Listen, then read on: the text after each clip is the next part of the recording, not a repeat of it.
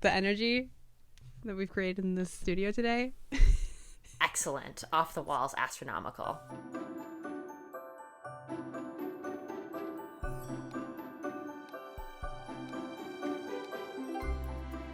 Hello, and welcome to Lit by Moonlight, where it's not a phase to wag your little tail on your girlfriend's leg. No, it's so bad. It's so bad. I read it this morning, but I still hate it. Woo!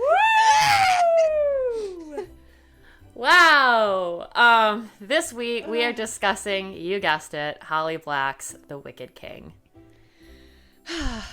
Yeah. Yeah. As Jude prepares the throne for her young brother Oak, she must keep the current king, Cardan, under her thumb. Throughout the book, Jude navigates difficult political alliances in the world of fairy, all while looking over her shoulder for the hints of betrayal by someone close to her. That's it! That's the book. That's the book! And that's the podcast. Goodbye, everybody. That I know. What more is there to say? Oh, man, oh, man.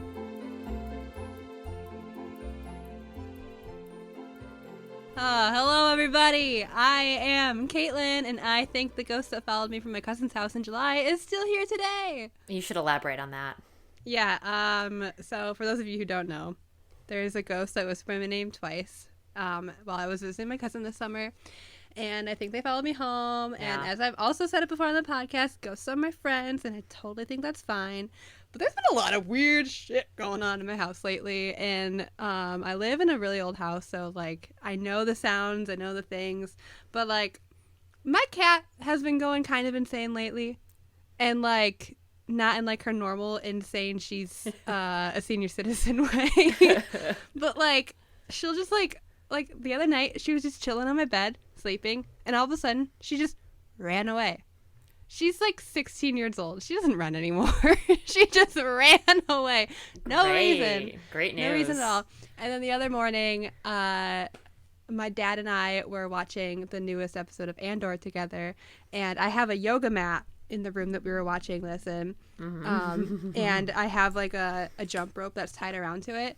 And all of a sudden, it, like, just moved, and I heard, like, the little, like, jump rope, like, kind of, like, swing a little bit, like, off of the mat, and I was thinking, oh, my dad must have, like, kicked it or something. But then it happened again, and I looked at my dad, and I was like, is that you? And he's like, no, what is that? And we both got up, and we were, like, trying to figure out what was going on. He goes, oh, it's your yoga mat. It, like, hit it because it fell against the amp that we have in there. Wow. And I was just like, yeah, but why did it move? So my ghost friend is still here. Very happy to have them. I'm just you know, I'm a little concerned. Yeah, but, justifiably. Yeah. But yeah, so that happened. I think that's so valid to be concerned. I think, like, if you can't explain the yoga mat, I mean, you could in the sense that maybe, like, the ghost just really wanted to do some Pilates or something. Well, like, yeah, like, totally fair. You gotta be fit in the afterlife too, I guess. But, like, you gotta get that ghost six-pack. But it was just, like, it was one of the, I was like, okay. And then, like, the other night I heard something in my room, and I was like, hey. And I literally sat up in my bed. I was like, listen, not at nighttime. Not right now. Not at nighttime in October. It's a no for me. Because it's currently October. That's great boundary setting with your ghosts. Yeah, no, we have a very healthy relationship. That's great. Just, you know. I mean, it's spooky season, so I think a lot of spooky things are happening lately. Yeah. Like, I think that's why I'm a little bit on edge. Like, yeah. Once it's November, we'll go back to me being like, oh, it's fine. But, like, because at the time of recording, we are in the peak of spooky season, and it's Halloween weekend, I'm like, ha ha ha! Can you imagine, like, a Thanksgiving ghost? Like, that doesn't feel like it'd be very scary. Like, I don't think I would. I think it's just to be, like, on the tryptophan that you get from turkey. It's just a sleepy ghost. Yeah, like a sleepy little guy. Like a sleepy little colonist. In my life. Oh, right, yeah. I was gearing up to leave yesterday, my parents' house, going to visit a friend. And as I was leaving, like, as Terry was grabbing his keys to take me over to visit Kara, we heard this, like, thump, like, against the wall. And I look over at Terry, and he goes, did you hear that? And I said, was that you? He goes, no. That was, like, on the other side of the wall. Like, it sounded like it was in your bedroom. And I was like, oh. So he goes, hold on, I'm sorry, I gotta go see what this is. So he goes in, And we already have a lot of weird activity in our house. Yeah. He goes in, and there's a shoe rack against the far wall in there with boots on it. And I put one of those boots fell off earlier that day, and I put it back on again because I just thought, oh, it must not have been on all the right way. So I put it on back on the right way, so it was nice and snug on there and it wouldn't fall off. I come in. It is across the floor on the other side of the ground, heel against the wall, foot facing where I sleep at night in my bed. Yeah, I don't like that because I was like, oh, maybe it just fell off. But the way that it was too far away to just fall off. Way too far away. That was really weird. Yeah. So I don't think it wants me to leave. I don't know if it came with me to Kara's, but I did wake up and my door was wide open this morning, and I did not leave it that way unless Kara came and interfered. But she also has 3 cats. So true, but they're also small. I don't think they have, like, Manny, his thing is he just barrels right into the door, hits his head. The door does that like boing thing as it opens. Yeah. But like these 3 are so dainty that I just don't know. Like, I'm scared a little bit. Like, I'm worried I'm gonna bring it to Sam's now when I come to see you guys. And I hope you do. I hope you do. And then maybe my ghost will come and they'll be friends. Yeah. Oh. The analogy my parents used was I'm carrying it around with me in my pocket, so it's like my little pocket ghost. Oh, little pocket. Don't you gotta love that? Watch but then I'm actually gonna see it one day, and it's gonna turn out to be like some like really malignant entity that's like a 1,000-year-old pilgrim. Well, whatever it turns out to be, it'll be way more interesting and compelling than the book that we're about to talk about. Yes, great segue. Caitlin, what the fuck did you think of the world building in Holly Black's The Wicked King? First of all, my co-host is named Emberlyn. I never introduced myself. I was going to say, per the wonderful cats I'm staying with, I think that I'm Emberlyn, and I also think that cats are... Three cats are the right number of cats to have. Yeah, they absolutely are. They are. Absolutely are. But what did I think about the world building? What world building are you talking about? Please tell me, because I didn't find any. I didn't find any. I feel like I know jack shit about this world. No. You know what I do know about this world? Really dumb facts about the fairies and the creatures that live in this world. That you'll see once and then never see again, yeah. I never asked for. I think I mentioned in our Cruel Prince review, which I will straight off the bat say it was so much nicer than anything I have to say about this book, probably. So yeah, so unfortunate, but you know. If you're looking for positive vibes, this is not the place to be right now. This is not a safe space for anybody. Not a safe space who liked this book. Yeah, so sorry. You can like what you like, but we just didn't like it. But you can't like this. We've decided. I draw the line. No, but I think I said in the first book where I was just like, yeah, the map was like really adorable and really cute. I was really excited. There's a couple things that I liked, but I wanted to know more about the creatures in this place. And I got to know a couple more fun facts about the creatures in this fairy world, but still nothing truly about the world of fairy or really what any of the creatures are, because you know what I do know? I know that the fairy creatures can see better in the dark than the mortal people, and I know that because I was reminded twice within the first couple chapters of it. Twice, for no reason. Like, at first, Jude's just like, something, oh, because mortal eyes can't see as well in the dark as fairy. I'm like, okay, fun fact. In the next chapter, she's like, and I can't see as well as them because the fairy eyes, they can see in the dark, but mortal eyes can't. I was like, I know! And this was introduced in the first book too, so it's like you've told us like 3 times now. Like, please. It's like Holly Black needed a filler, so she's like, fun fact about fairy eyes, they can see in the dark. like I don't know why I need to know that. I didn't really come up in anything, and maybe it kind of came into play in like the big like fight she had in the forest. But, like, even still, it was not an important piece of information that I needed to know. No. But I was told twice in the first couple of chapters, so there's that. And even so, no, sorry. When people fight at night in books, I just assume there's, like, some prevalent light source, like the moon. Like, I don't care. Yeah. My first thought when people fight in books at night is not, oh, I hope they can see each other. Like, I would think about, is that, like, non-normal for me to be worrying about their ability to... Like, their sight impairment at this point? Like, hello? Like, I don't know. Yeah, I want to know the intricate details. Like, what does their sword look like? And can you see it? go through your stomach. Like, what's going on? Yeah. Yeah, and then I think there was at some point where Jude mentions, like, how her stomach is rumbling because she hasn't eaten. And then she's like, but the fairies don't have to worry about that because their stomachs don't rumble. And I'm like, why is this? Why are you so obsessed with them? Like, get a job. Get a job. They're living rent-free in your head. Like, come on. If you ain't so bad, just leave. Stupid oh book. my god. Okay, sorry. No, that was mean. No, okay. What did you say? It's a stupid book. Stupid book. I feel bad. But then, okay, back to the possible world building. We were told that there's like this whole undersea, which I was like, oh, this could be so cool. That could be great, yeah. It could, if it wasn't a whole other book, it could be awesome. It accommodates Caitlin and my obsession with oceans. So yeah, like, it does. Oh, so it was like okay. Yeah, like the cover Ocean. of this book, the crown is like underwater. I was like, ooh, interesting. I wonder ocean. Maybe. I hope that ocean has. I hope the cover has something to do with the story this time. Wouldn't it? Wouldn't it be cool if the covers of this book series had anything to do with anything that happens in the book? Yeah.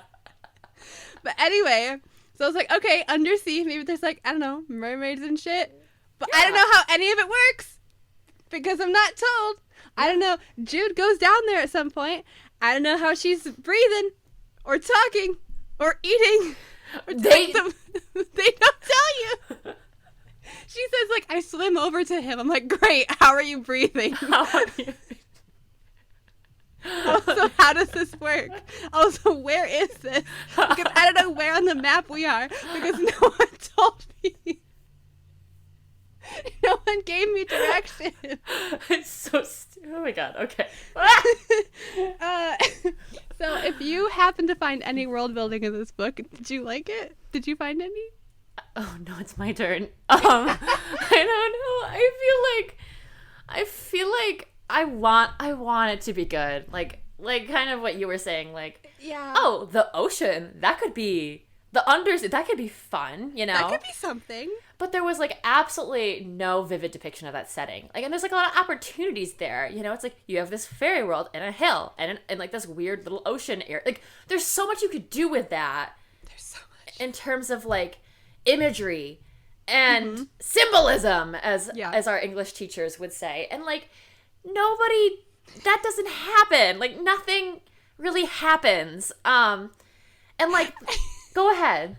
I feel like if there was like a Great British Bake Off for books, where you're given all of the materials to make a wonderful cake. All I'm saying is that this book would do really bad in the competition. You would not get a handshake from Hollywood whatsoever. No, sir. Like, Holly, what did you make? Oh, I made the Wicked King. It tastes bad. Cool. This is not edible. But you're out. Sorry. You used too much flour and not enough spices. You didn't even turn on the oven. You used vanilla when you were making a chocolate cake, and we don't know why you put that in there. Why is there a green beetle in here? Yeah, why? Like, I'm still confused about it. I still don't know why there's a beetle on that book. Unclear. And like the other thing, like, I don't know, the politics of fairy could be really cool. Like, emphasis on could be. Could be. Because, like, I was really interested and excited to see how, like, now that Jude kind of has Carden under her thumb, how she'd strategize to, like, take power and carve Oak's path to the throne, etc., etc. And I was wholly disappointed. Like, right.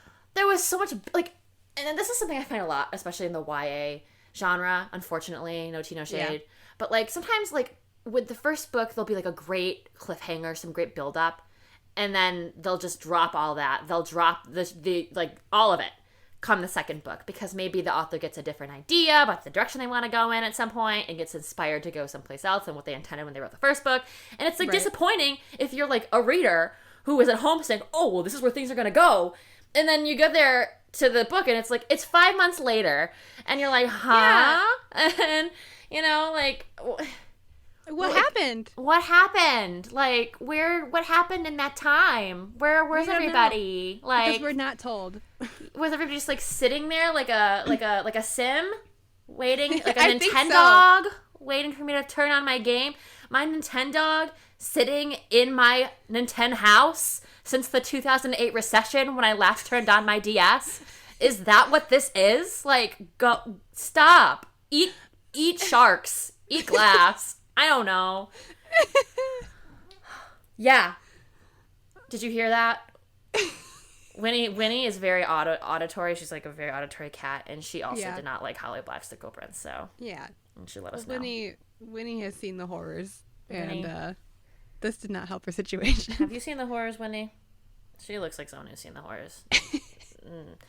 So, like, this feels weird to ask this question now, given the circumstances, given the context we've set up for this book. But is there like a specific moment in this book that hooked you at all? Remember the Don't Worry Darling press tour? Do you remember that? I want everyone to picture that in their mind. Yes, and I do. Specifically, do you remember Chris Pine on the Don't Worry Darling press tour? Yeah, I do. Okay, again, I want everyone to picture Chris Pine in their mind. Do you know the meme of Chris Pine just like kind of sitting there with his headphones on? Yeah. Looking like he's disassociating and very disappointed with all the actions that have led him to this moment? Yeah. Yeah. That's how I looked listening to the audiobook. It's true. She sent me pictures. This book. It's true. My hook for The Wicked King, because I do have one, and that was to finish the book as quickly as possible. Oh, splendid! Splendid hook. Oh, yeah. I'm sorry, but someone you trust is going to betray you. It's such a bad way to try and hook you. Yeah. Because Jude has like 3 people close to her that this could be. And then you find out it's the ghost, and you're like, yeah, no, that checks out. Yeah. The options were limited. And there's not a lot of setup for that betrayal, too. Like, no, it's just all of a sudden, and he's like, and I betrayed you. And we, the audience, were like, okay. Cool. And Jude was like, yeah, you know, someone told me. That's good. I didn't care about the ghost enough to care that he betrayed. And is that me? Is that my fault? I don't know. I just, like, didn't have, like, no characters in this book. You don't know anybody in this book long enough to bond with them, and the people you do have to connect with the most because they're on the page the most are awful people. Like, not interesting, bad. Like, you know? Like, we spent a whole book getting to know this potential love interest for Jude, Locke, and then you find out he's, like, a bad person, and now he's still there, and I'm like, well, what am I supposed to do with this guy? Like, what? You know? Why is he here?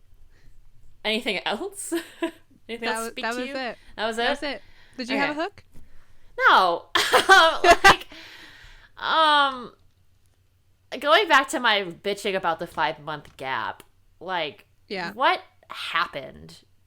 Because, like, you'd think, like, Hardin and Jude's relationship is, like, still progressing during that time.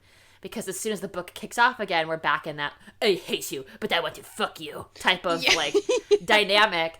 And it's like, well, was that happening for the last 5 months? They don't really elaborate. No. And it's like, all of a sudden, the moment we show up, like, this woman, she has, like, all these problems navigating things. It's like, how did she survive the last 5 months if we're just now, like, oh, like, you know, like, I just, like, I don't get that. That's weird to me. And then, like, and on that note, like, the characterization of Jude is so confusing to me because she's, like, she's kind of like a pathetic idiot girl, but she's also, like, really clever and, like, knows what to do in situations and makes sure that Cardin doesn't get fooled into marrying someone, and it's like... Yeah, she's convenient. She's clever when she's convenient. Yeah, plot. She's clever when it's convenient for her to be. Exactly. Like, but then it's like at the same time, she can't fucking save this guy from, like, a forced assassination attempt on some woman in his room. Like, because she didn't know that the tunnels in between their rooms were, like... It's like, wouldn't you know that if you were, like, his that seems like an oversight. Consort?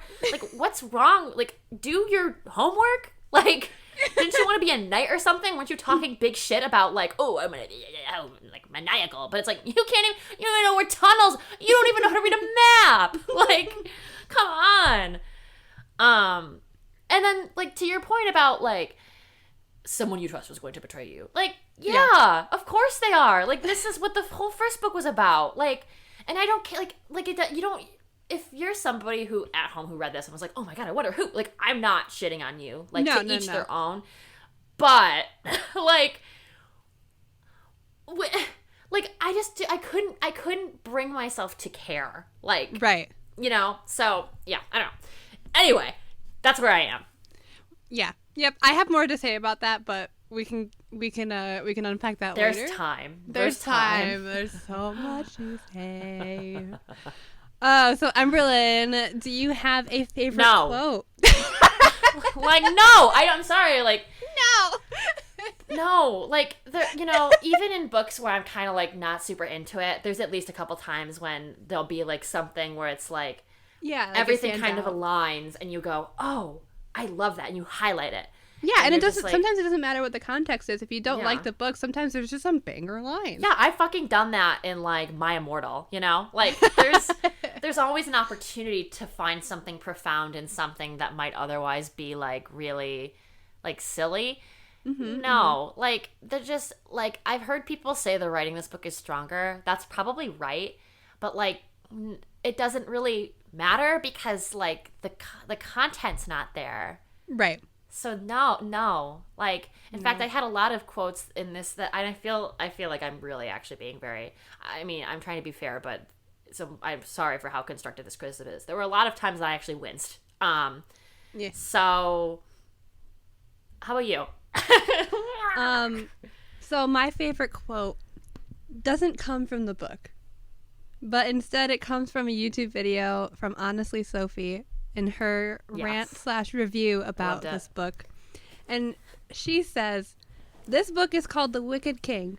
Never does this bitch do anything wicked. And I laughed so hard because, why is it called that? He doesn't do anything in this book. Not a fucking thing. He doesn't do anything. Like, not even anything wicked. He doesn't do jack shit. You're so true. That's so right. Yeah. Like, all it is like him going off and getting drunk and setting fire to his room for some reason. And then Jude having to come in and be like, oh, darn, I guess that means you have to sleep in my bed now. Like, he doesn't do anything. And the only thing he really does in this book is at the very end, when he banishes Jude to the mortal world, which is probably should be a win for her, honestly. She just finally somebody save me from myself. Like, get out of there, girl. Like, let's go. Like, this is for your own good. Yeah. Start over somewhere else. Oh my God. You talk about how much you hate this place anyway. So why I never get over the fact that she has the option to not be there, and she just doesn't take it. She consistently doesn't take it. I'm telling it's not even rent free in her fucking head. This fucking place. It's not even the fact that like, oh, she can't travel to the mortal world. She can, and she does often because her sister and her brother live there. Like, and I understand. Again, the argument could be, well, she doesn't know how to live in that world anymore because she was taken as a child, and like, they tried to do that. But, like, now, at this point, at her age, she's, like, what? I don't know, fucking 18 or something? Her life is that bad. She can figure it out. She can figure it out. That's not that fucking, like, deep. Like... Yeah. Like, her sister already has a house to live in. Well, not anymore because of the things that happened at the end. But, like, you know, her... Yeah. But, like, she did. You know? Like, she has a place to live, so she can just go there. Yeah. Yeah, like, no rationale, yeah.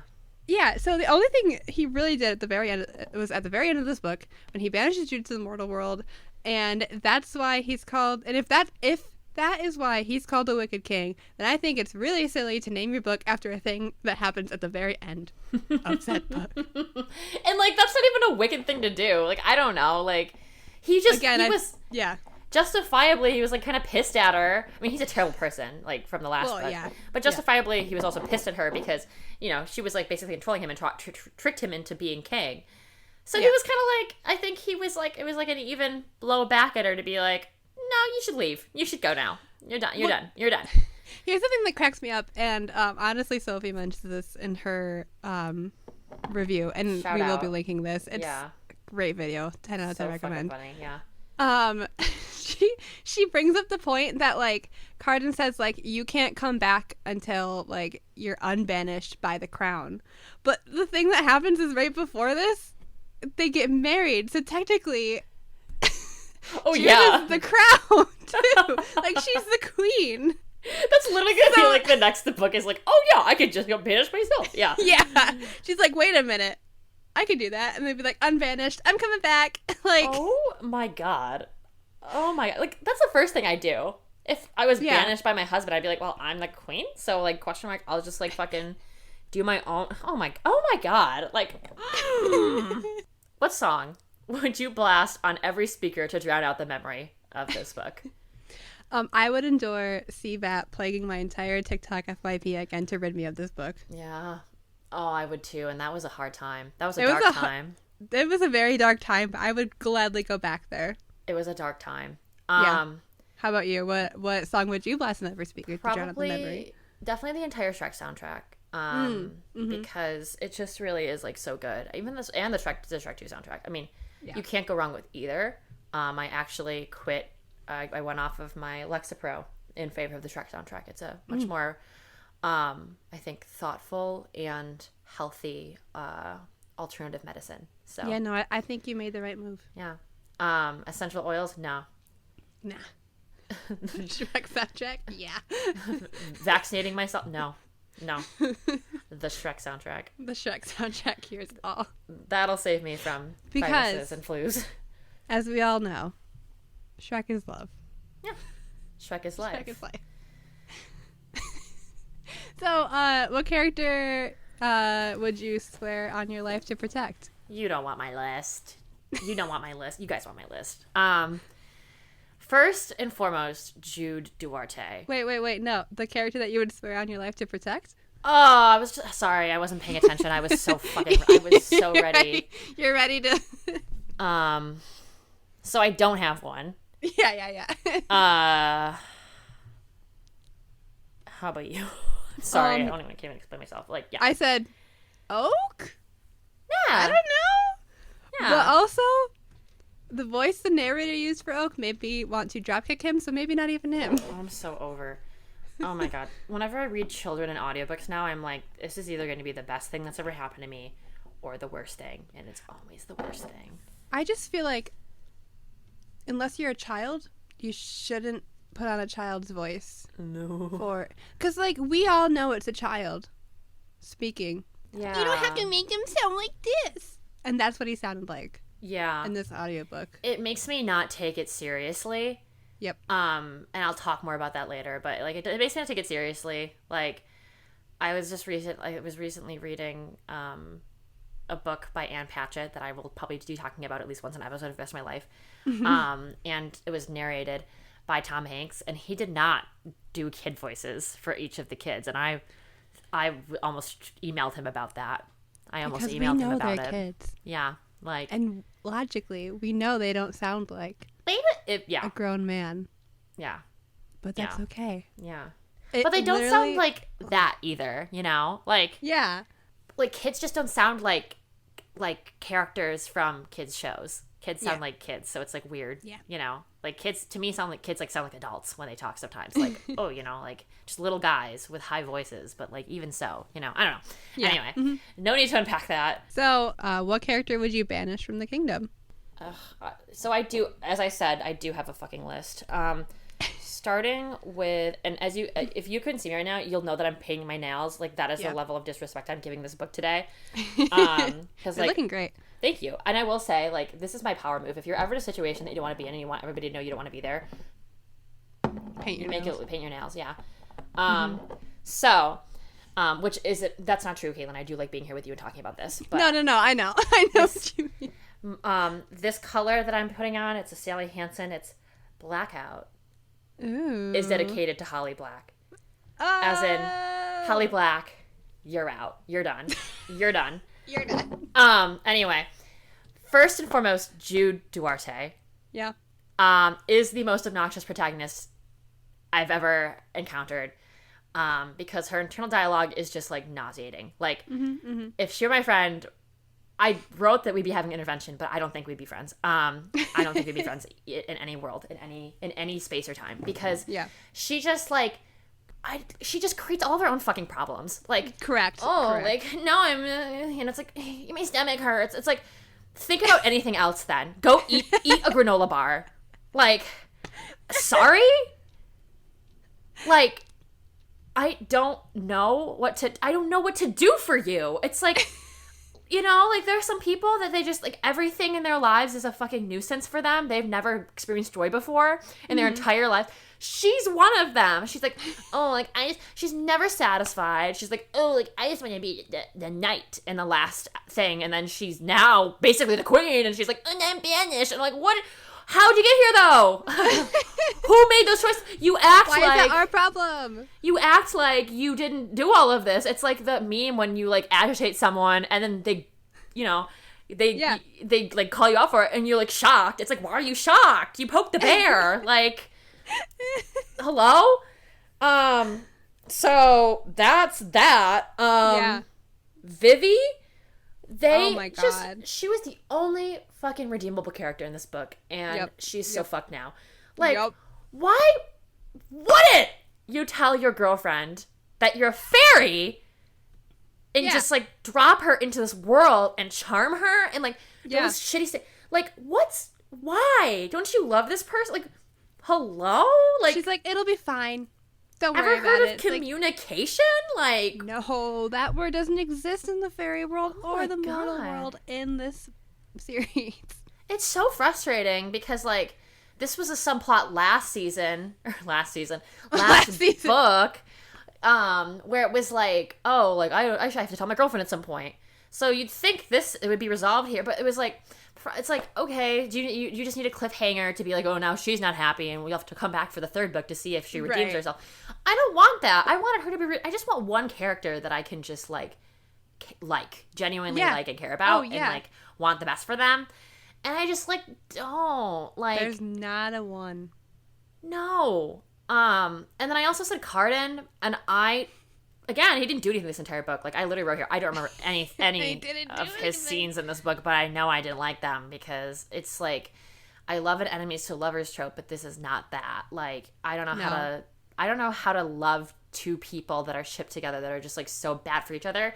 Yeah. And themselves that the relationship is unredeemable. Like, it's not, I don't understand why I'm supposed to like this. And I hope Holly's last book is like, and they all died. That'd be the only way. The only way. Those are mine. How about you? No, I'm just retweeting all of your responses because I don't like anybody in this book. No, not a single character. I'm just like, oh, actually, but I don't give a shit about anybody. I don't like them. No one redeemed themselves Jude in this book. Sucks. Carden. Oh my God. Sucks. Vivi, unfortunately, also sucks. Taryn sucks. Oh my God, Taryn. Oh, I forgot about her. Yeah, Locke I hate her too. Sucks. Yeah, no, they not a single likable character in this book for me. And why is it that, like, in this book, all of a sudden we're just gonna, like, forgive, what's her face? Yeah, Taryn. Like, I was ready. I was like, yeah, you know what? Kill that. That's done. Like, we're done with that. But now it's like, oh, we'll be friends again. It's like, no, I don't want to see these two people rebuild their relationship. I think they should just, like, I think it is perfectly okay in some books for some people to just not make up and, like, move on with their lives. Just a thought. And here's the thing with Jude and Taryn. It's just like, they're like, oh, we're sick of fighting. Like, let's just not. But, like, they're still, like, under the surface, they both clearly hate everything. And then Jude continuously is just like, yeah, but I hate Locke and I hate that they're getting married and all these problems. But I'm not going to tell her anything about it. Like, at all. Because there's one thing. Yeah. It's one thing to have, like, bad communication happen in stories or shows or whatever. But, like, I feel like if they're not communicating, there has to be a bigger reason. Yeah. For it. There does, exactly. Like it to show, like, their internal struggles or something. Mm-hmm. And then eventually they learn and grow and communicate. And Not to like bring up Our Flag Means Death. I was just gonna do it, so you're fine.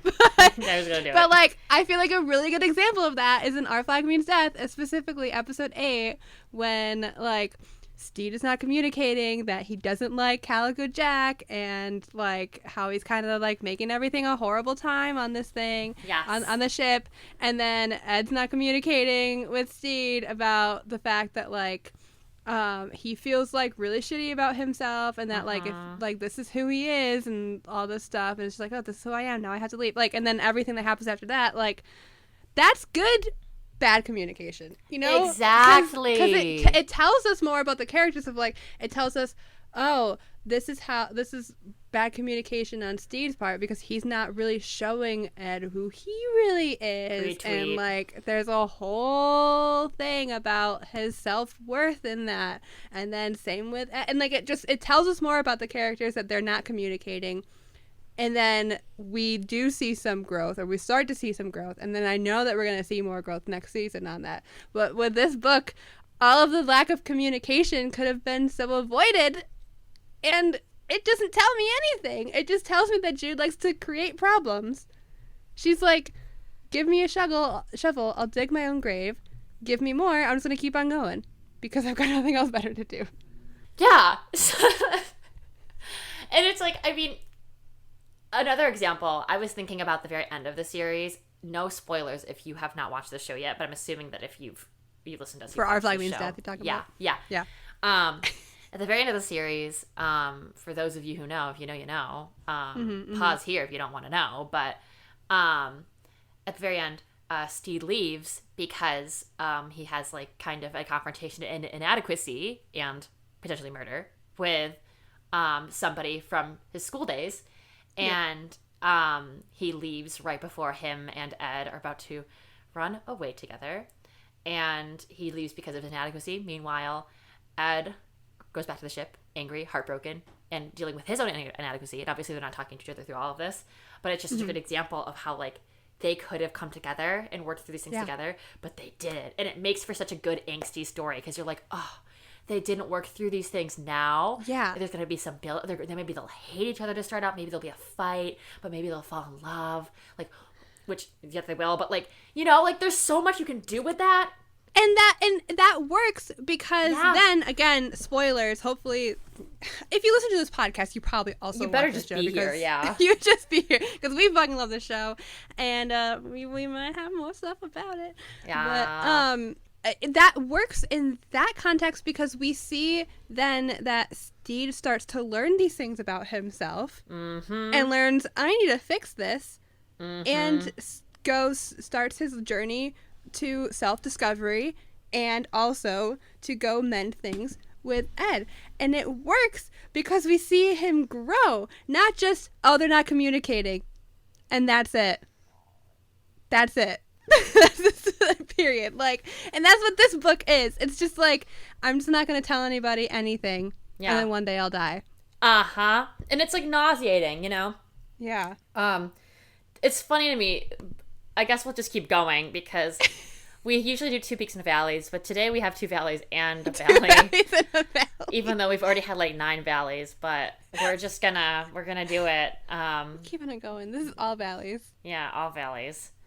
And I think you should go first, because you've got some good ones, Caitlin. Okay, so I literally have nothing good to say about this book. I was going to try and find stuff I liked about this book, because I'm like, I read it and I was like, ugh, I didn't like that, and I let it like process for like a day, and I'm like, maybe it wasn't as bad as I thought, and then I kind of revisited it a little bit, and it turns out, no, I just don't like this book. It's not good, not redeemable. So my first valley is, the first thing that I dislike about the series is when I'm reading and I see a plot line or a moment that has so much potential to be something bigger and more interesting to read about, if Holly Black decided to step away from forcing these 2 characters who hate each other to be together for some reason. Don't get me started. Yeah. And so my first moment of that in this book was when so Taryn's getting married to Locke for some reason. And for some reason. And so their older sister Vivi and her girlfriend Heather and their little brother Oak, who the more I think about this book and remember things, the more I'm just like, why do they do that? And their little brother Oak, who technically is in line for the throne or is heir to the throne. I don't remember enough, and I don't care enough to go back and figure this out exactly. But basically, someday he's going to be king, and they were going to have him grow up in the mortal world. It's so hard to say mortal world together for someone like me, apparently. And so that he's safe and he can have a childhood, blah, blah, blah, blah, blah. And but because Taryn is getting married, Vivi and Heather and Oak all come to Fairy. And here's the thing. Vivi's girlfriend, Heather, is mortal. And Vivi has not told Heather that she's a fairy and that they're going. Like, if Heather keeps going, oh, is all this stuff going to fit in your car, Jude? And Jude's like, have you not told her that we're not driving somewhere? We're literally going to be flying there. Like, and then eventually Vivi's like, oh, we're not driving, we're flying. And then Heather's like, oh, are we going to the airport? And Vivi's like, no. And then does magic. And then there's like, you know, like a horse or some shit. I don't know. Some horse comes out of the ground and they're flying.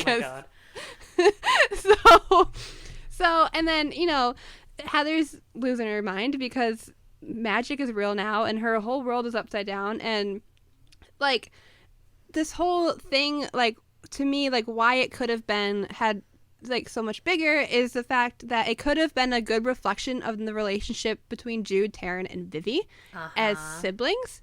Because Vivi is someone who is magical and does have powers and is technically from that world. She's like half fairy, but Jude and Taryn are not. And Jude and Taryn were forced also to go live in this fairy world as mortals. And Vivi just kind of assumed that Heather would be fine with it because she assumed that Jude and Taryn were fine. But, like, if they ever, like, talk to each other as sisters, Vivi would know that Taryn and Jude actually are coping horribly with living in this world that they don't belong in. Yeah. And I just feel like it could have been so cool to, like, it would have been like a huge wake-up call for Vivi, and it just would have been a really compelling sibling relationship story. Yes. Exactly. And I just think that would, like especially like with like older sibling dynamic with the, like, I just feel like so much could have been said here, but no one in this book knows how to communicate, nor is this a book that would have the capability to tell that story in an interesting light. No. So I'm just over here sighing sadly at the lack of potential that story could have had. And also, what really gets me is the parallels that this had, like with Heather experiencing the mortal or experiencing fairy as a mortal. And like eventually Vivi just glamours her so that she just forgets something horrible that happened to her while she's there, and that's totally gonna mess with her. And Jude's like, why would you do that? Because then she's just like, it's horrible to just like wake up and like realize that, like, oh, you feel terrible but you don't know why for some reason.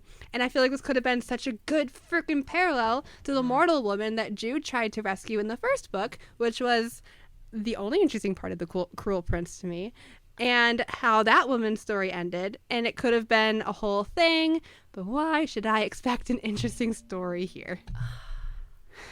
I forgot about that. Well, I didn't, but like I remember thinking just because of the water on the front of the book that was going to come back again. Oh yeah. Because of her, that young girl in the first one, like after her glamour is taken off, so she realizes once and for all what her existence is in fairy is, like a mortal, and she's being used as a servant for fairies, and she like freaks out and like leaps into the ocean when they're trying to take her back to the mortal world, and then somehow ends up back there again. Because of God knows what. That never comes up again in this book at all. Like, I would have hoped it would have, but I think maybe it will in the third book, but I think just not bringing it up in this book makes it seem like it was just a one-off thing. Jude did, like, kind of, like, in one sentence in her own head. Yeah. In this one, she was thinking about that person that she found. But it was, like, so subtle and so quick in one line. I'm just like, and that's when I was reading and I was like, that could have been a whole thing. That could have been a whole fucking thing. Oh my God. That was my first Valley. What was your first Valley? For me, I guess, I just didn't think this needed to be a whole book. Yeah. Like, there were 2 maybe significant plot points in this book. The first was, Jude is kidnapped and put in the undersea for like a minute. And then the other is that at the very end of the book, Carden banishes her. But like, other than those 2 points, nothing else happens. And those 2 points to me are not significant enough to encapsulate an entire book. In fact, they don't, because they only take up a couple pages in this book, and the rest of it is literally bullshit. And like, I just like, and I don't like, I don't know if that's fair for me to say, because it sounds kind of mean, but I had a long day, and I could, you know what? I'm not going to rationalize this. I'm not going to rationalize this. It bothers me. Like, it's like, why? Like, why is nothing else? Like I'm sitting here the entire time going, okay, so and what about, like, and like nothing ever really hits, and that hook didn't hit, like that someone you love is going to betray you, someone close to you. It's like, okay, yeah, I don't know, like, I feel like that's it's just a bad hook. I feel like what should get you is when you're reading and all of a sudden it's like, oh, betrayal. Yeah. Not being told from the beginning, hey, betrayal's going to happen. And then when it happens, you're like, yeah, we were told this was going to happen the entire time. Yeah. Because I even think the ghost reveal, even though it was like irrelevant, it would have at least been a little more like, oh. It would have been like, ooh, yeah.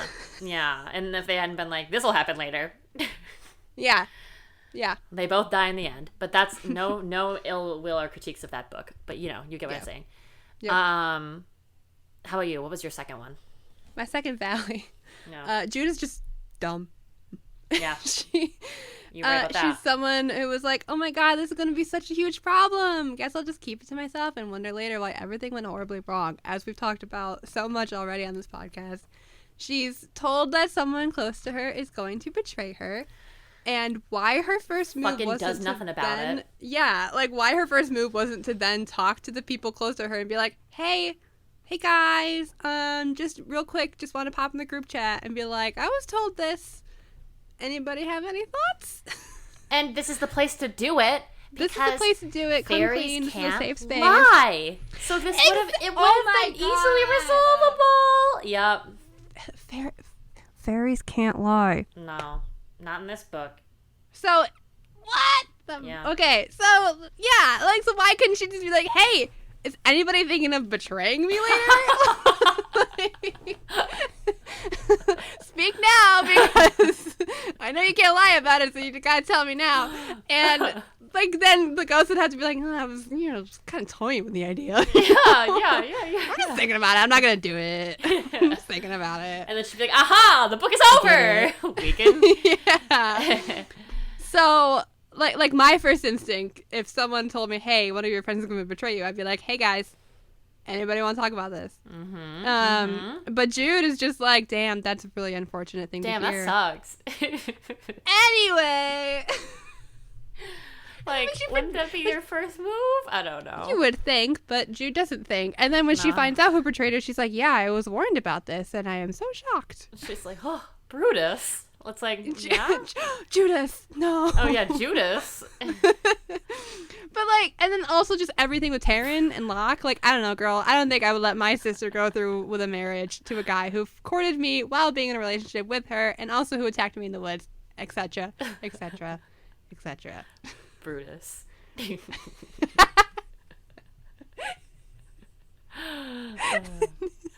tu, Brute?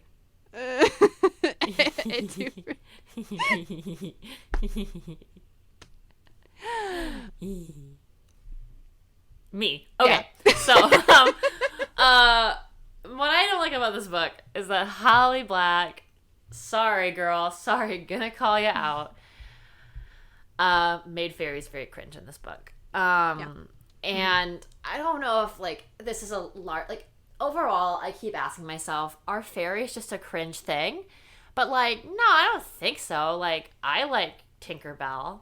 She's nice. I've never thought about her. Ooh, she gives me the ick, like, I don't know, like those cool little, like, weather fairies and books we used to read as kids that I was talking about in the last ep when we talked about Holly Black. I like those. I dig those. I dig fairies. They could be cool. But, like, this is different. Like, Yeah. He has a tail. Like, no! You don't come back from that. Like, I was just reading A Court of Thorn and Roses, and it was, like, fine. Like, nothing great. But I think the distinction between this book and that book is that in this book, in Holly Black's book, the characters remind me a lot of like a very specific brand of TikTok content that I personally find kind of unsettling when mixed with this terrible, hateful angst that Jude and Carden have. All I have to say is, like, there's a certain brand of content that it seems like it would be curated for children, but it's, like, not, because there are adult elements involved. And that is where this takes me. Like, why do your characters have weird voices if your characters are also fucking? Yeah. So, that's where I am. Yeah. Any other peaks on your end, or valleys? Sorry. Yeah, one last valley. Speaking of fucking tails. I really didn't like that I had to read, and I didn't have to when you chose to read this book, but I feel like once you start a series, you gotta keep going with it. But I had to read about a guy's tail gently caressing a girl's leg while she told him repeatedly that she hated him. And I also had to read any interaction with Jude and Carden at all. And that's my third and final valley. In the valley, 2 valleys in a valley section. Not so much in general with this book. I have a lot of valleys about this book. What if we kissed and all of a sudden my towel wrapped around your leg? Haha, just kidding. Unless... No. Like... No. Why did... It's that scene, it's like, oh, this is bad. Oh, this is gross. Oh, it just keeps getting worse. It was horrible. This is my third valley as well, because it's to the point where it's like, I don't even know if he's supposed to be a redeemable character anymore. Like, he's obviously a shithead. Yeah. He's obviously very difficult to deal with. He's obviously kind of an asshole. Like, and he has a tail. Like, yeah. I don't even care if he was a nice person. If he had a tail and he was very nice, I would still be like, no, I'm good, thanks. I'm good. I'm so good. Thank you so much. See, I think where I was like, oh, maybe his character could start to be interesting because, like, he didn't want to be king, but then he was forced to be king. But then he was showing... I mean, we didn't really get to see a lot of it, but, like, after Jude, like, got out of the undersea, which is such a stupid name. Sounds like underwear. Like, under the sea. Oh, I'll just call it undersea. Oh. Yeah. No copyright so for Disney. So, she gets out, and then, like, he's, like, leading the kingdom or whatever, and he seems to, like, be doing a okay job, and I'm like, maybe this is where he starts to get a little bit more interesting, maybe a little bit, like, redeemable, where he starts to just learn things and start to become a good person. But once again, why should I give this book any credit to do any of that? The bar is so low. Like, I keep hoping that the final book, he'll be like, haha, surprise. Like, it was all a joke, I was a good person the whole time. Like, or like, so they'll be like, Carden is actually a bad person because he was cursed by, like, an ancient beast, and that beast was, like, infecting his body for, like, the entire first 2 books, and it gave him a tail. But now the tail is gone. Or like, the book ends, and it's Jude and Taryn as 8-year-olds, and their dad is like, and that's the story of Fairy, the end. It was just I would accept that even, yeah. Like, there's not a lot of redeemable qualities about Carden. And I think I ask myself about the tail a lot, because I'm like, I mean, if this is like a love interest, is he supposed to have some sex appeal? And if so, how do you build a tail into that? Like, I don't think you do. Like, I don't think there's a world where you look down and you're like, ooh, a tail. Like, that doesn't happen. Like, it's not for me. It's not for me. But, like, I also just, like, I don't, no, that's it. I don't get it. Oh, well. Oh well. So, Caitlin, on a scale of 1 to 5 times I audibly cringed at this book, how do you rate The Wicked King? Well, I did audibly cringe at this book well over 100 times. but I don't want that number to reflect how I feel about this book. So, like, 1 out of 5, I gave it a 2, but that was just because I'm a polite person. For the most part. think that's fair. Yeah. What would you rate it? I'm not going to, because I do not think it would be fair to the books that I would give a 1 to.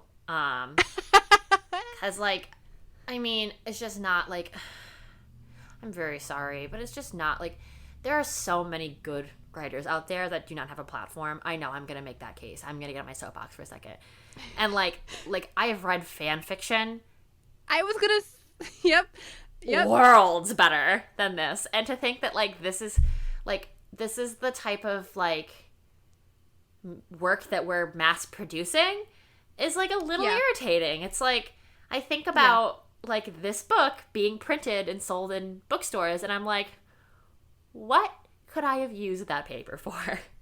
Literally, I'm glad you brought the fan fiction up, because I was thinking as I was reading this book, I'm just like, maybe it just isn't for me, or I don't know, like, maybe I just don't get the hype. But I'm like, and then I started reading a really good fan fiction, and I'm like, you know what? There's so much, like, unpublished authors out there who are writing fan fiction that is so much better than this book. And that doesn't mean there aren't things out there that are, like, pieces of media that aren't allowed to be mediocre. Like, there's some bad shit. Like, Twilight. Twilight is fun. Like, it's so shitty. But it's fun mediocre because it's shitty. Yeah, it's, like, beautiful. Like, there's something eloquent and artistic about Twilight because of how, like, it is, you know? Yeah. Courtney, don't come for me, because... I was thinking of, like, my aunt and my cousin right now are just like, no, it's good! But they're right! I know, like, they're right, though. Like, and I know they genuinely, absolutely adore Twilight, and they're right to. It's good. Like, it's good, you know? And I just can't say that about this. Like, there's just no... Like, there are elements of, like, Doctor Who that are so weird, you know? Like, and, like, campy. Fun cringe. There's so many campy things out there that it's just they work because of how, like, they are. But this one is just, like, this is just, like, no. It's not camp. It's not camp. No. I'm diving into the world of Sarah J. Maas, and I have been told by my dear friend Molly, she's like, listen, there's going to be moments in it where it's going to be cringe. But it's going to be okay. Because it's fun. Yeah. It's just like a fun world. This isn't fun for me. Yeah, like, I read A Court of Thorns and Roses, and I was like, this was kind of like, I don't know what, like, it was fine. But I don't know what they put in these books, though, because I'm going to keep reading them. Like, I just want to, yeah, like, I'm in it, though. Like, I love it, you know? Yeah. And I just can't say that about this. There's nothing exciting about it. I don't look forward to reading these books because I just feel like there's nothing, they're not going anywhere. And I know I'm going to get flack about this because I've heard there are a lot of people that are really big fans of Holly Black, and I think that there's books she's read more recently that have gotten a lot more praise. I'd like to read those books, but I'm running out of second chances, Holly. Like, yeah, I know. I'm running out of second chances. Like, come on, like, girl. Yeah, like, please. I don't know, not for me. But I mean, we got to read the third one. Oh my god, we got to do it. Oh, you're right. I know. Oh my god. Yeah, we got to finish what we started. We do. We have to finish what we started. Oh my god. Speaking of finishing what we started, that was the episode. That was the podcast. We did it. We got to the end. If you're still listening, I have to assume that you're someone who was just like, yeah, this book was bad.